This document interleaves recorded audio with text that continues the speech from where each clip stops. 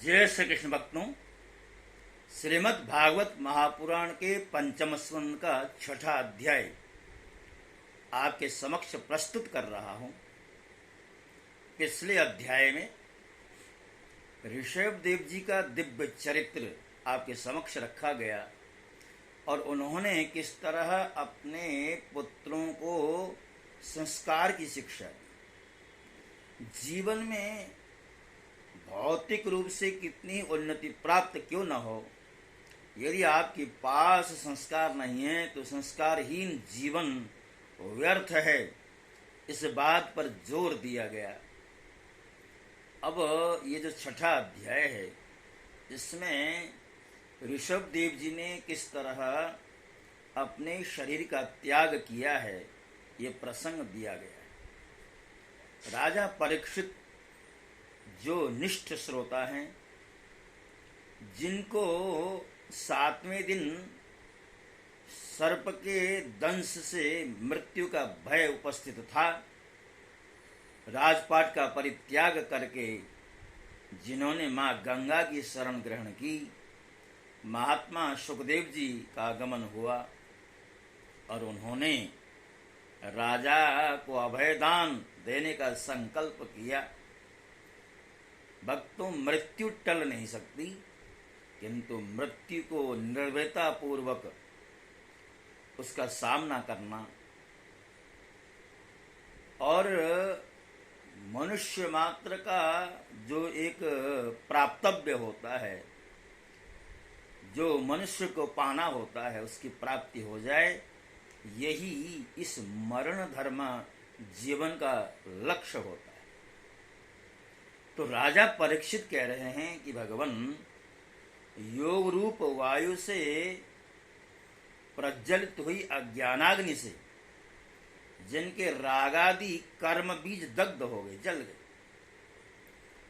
उन आत्माराम मुनियों को दैववश यदि स्वयं ही अणिमादि सिद्धियां, जैसे 8 सिद्धियों की चर्चा होती है, अणिमा, महिमा, गरिमा, लगिमा, प्राप्ति, प्राकाम्य, निशित्व और वशित्व, ईशित्व वशित्व आदि जो 8 सिद्धियां हैं, अगर वो प्राप्त हो भी जाएं तो उनके राग द्वेषादि क्लेशों का कारण तो किसी प्रकार हो नहीं सकती।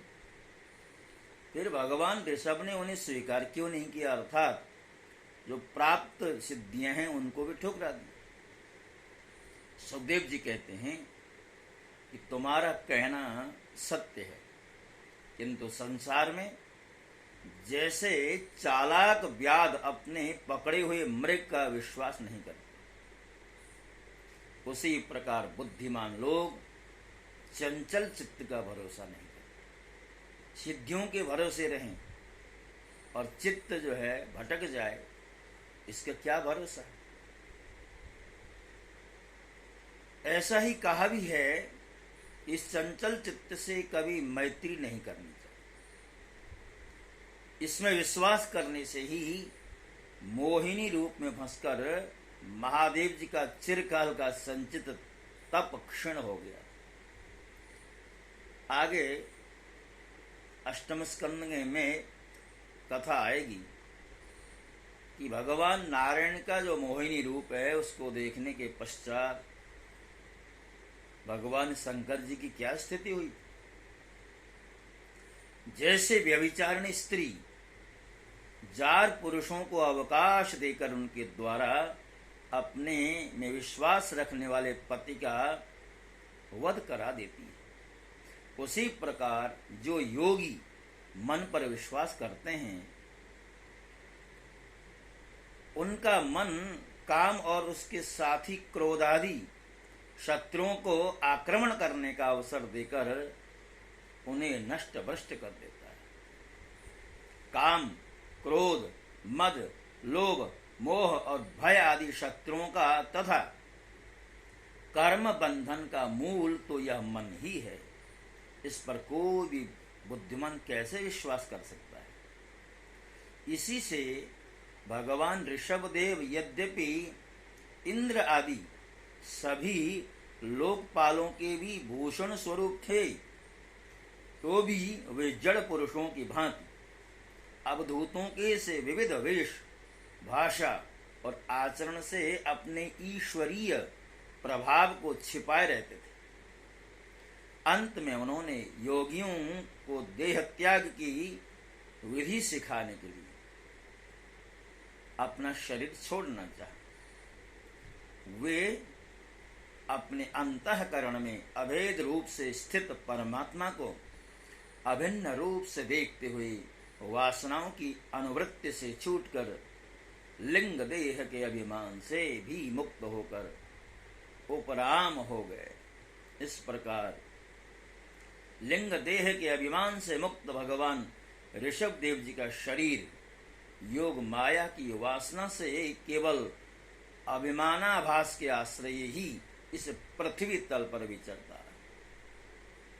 वह दैववश कोंक, वेंक और दक्षिण आदि कुटक कर्नाटक देशों में गया और मुंह में पत्थर का टुकड़ा डाले तथा बाल बिखरे उन्मत्त के समान दिगंबर रूप से कुटकाचल के वन में घूमने लगे। इसी समय झंझावात से झकझोरे हुए बांसों के घर्षण से प्रबल दावाग्नि धधक उठी और उसने सारे वन को अपना लाल लाल लपटों में लेकर ऋषभ देव जी के सहित भस्म कर दिया। राजन, जिस समय कलयुग में अधर्म की वृद्धि होगी उस समय कोंक, वेंक और कुटक देश का मन्नमती राजा अर्हत वहां के लोगों से ऋषभ देव जी के आश्रमातीत आचरण का वृत्तांत सुनकर तथा स्वयं उसे ग्रहण कर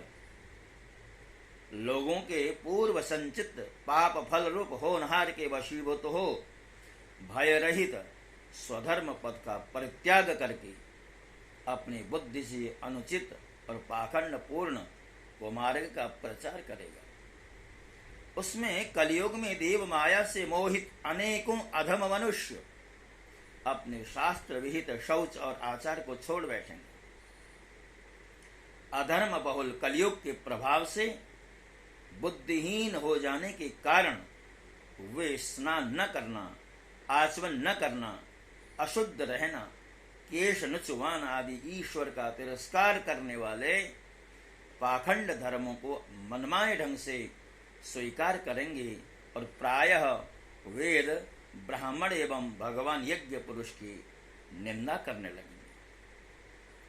वे अपनी इस नवीन अवैधिक स्वेच्छाकृत प्रवृत्ति में अंध परंपरा से विश्वास करके मत वाले रहने के कारण स्वयं ही घोर नरक में गिरेंगे।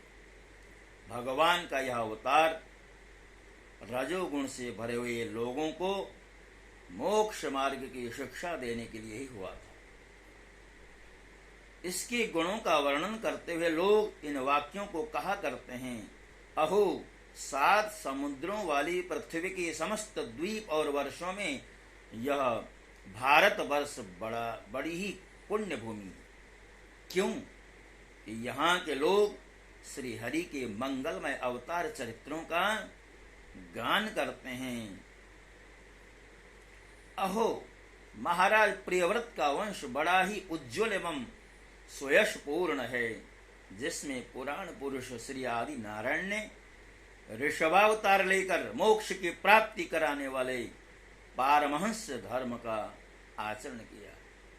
अहो इन जन्म रहित भगवान ऋषभदेव के मार्ग पर कोई दूसरा योगी मन से भी कैसे चल सकता है, क्योंकि योगी लोग जिन योग सिद्धियों के लिए लालायित होकर निरंतर प्रयत्न करते हैं उन्हें इन्होंने अपने आप प्राप्त होने पर भी असत समझ करके त्याग दिया है। सिद्धियों के लिए तो हर व्यक्ति लालायित है, किंतु ऋषभ देव जी का चरित्र देखिए, उनका स्वभाव देखिए, स्वयं प्राप्त सिद्धियों को उन्होंने ठुकरा दिया। उन्होंने ये निर्णय किया, अगर सिद्धियों के चक्कर में फंस जाऊंगा तो कोई भरोसा थोड़ा ही है। चित्त को के ऊपर विश्वास नहीं किया जा सकता, मन के ऊपर भरोसा नहीं किया जा सकता। ये थे ऋषभदेव जी।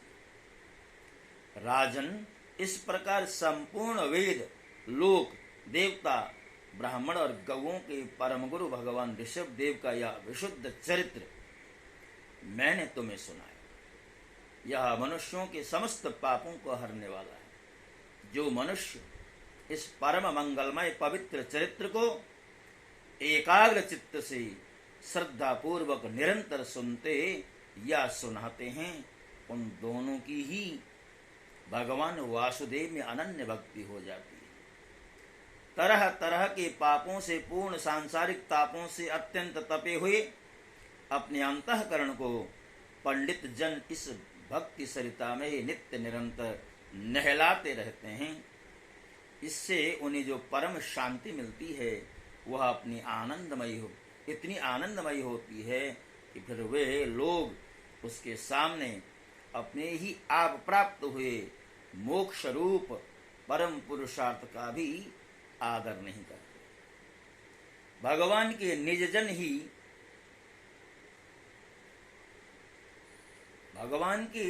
निजजन हो जाने से ही उनके समस्त पुरुषार्थ सिद्ध हो जाते। राजन, भगवान श्री कृष्ण स्वयं पांडव लोगों के और यदुवंशियों के रक्षक, गुरु, इष्टदेव, सुहृद और कुलपति थे। यहाँ तक कि वे कभी कभी आज्ञाकारी सेवक भी बन जाते थे। इसी प्रकार भगवान दूसरे भक्तों के भी अनेकों कार्य कर सकते हैं और उन्हें मुक्ति भी दे देते हैं, परंतु मुक्ति से भी बढ़कर जो भक्ति योग है उसे सहज में नहीं देते। भक्तों, मुक्ति मिल जाए ये तो सहज हो सकता है, किंतु भक्ति योग का प्राप्त होना ये बड़ी कठिन बात बताई है।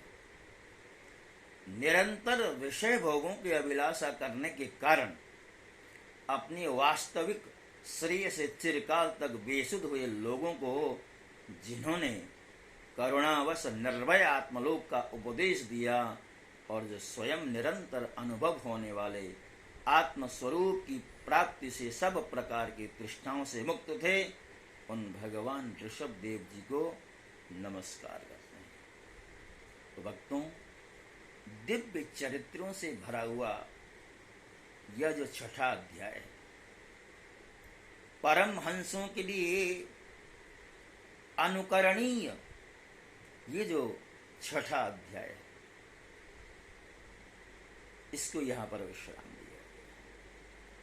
जैसा कि पिछले एपिसोड में भी हमने बताया, ऋषभदेव जी ने अपनी जो संतति है, संतान है, उसको संस्कारवान बनाने का प्रयास किया। जैसा कि पिछले एपिसोड में भी हमने कहा था, वृत्तम यत्नेन संरक्षित वित्तम आयाति याति च।